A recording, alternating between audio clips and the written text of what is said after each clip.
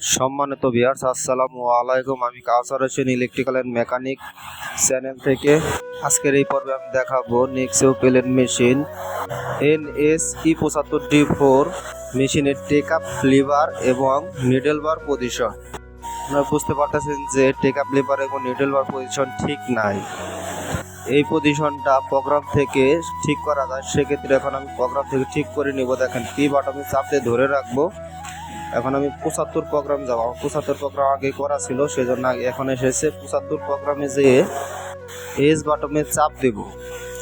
দেখেন এস বাটনে চাপ দিলে এই পাশে প্রোগ্রামে চলে আসবে, ডান পাশে চলে আছে। এখন আমি পুলিটা ঘুরিয়ে ঘুরিয়ে পুলি ঘোরালে ওই প্রোগ্রামটাও চেঞ্জ হচ্ছে। এখন আমি পুলি ঘুরে আমার মনের মতো করে আমি মেজারমেন্ট করে নেব টেক আপ লিভার এবং নিডল বার পজিশন। যে সিস্টেমে থাকবে, ব্রেক করলে যে পজিশন থাকবে সেই পজিশনে আমি আমার পুলিটা ঘুরিয়ে করে নিব।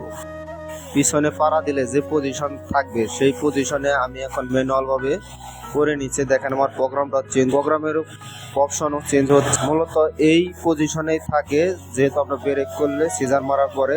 এখন আমি এটা সেভ করে নেব। এস বাটনে চাপ দিলে 75 অপশনে ও প্রোগ্রাম চলে যাবে। এখন আমি পি বাটনে চাপ দিয়ে ওকে করে নিচ্ছি। এখন আমি চালিয়ে পিছনে পাড়া দিয়ে দেখাবো।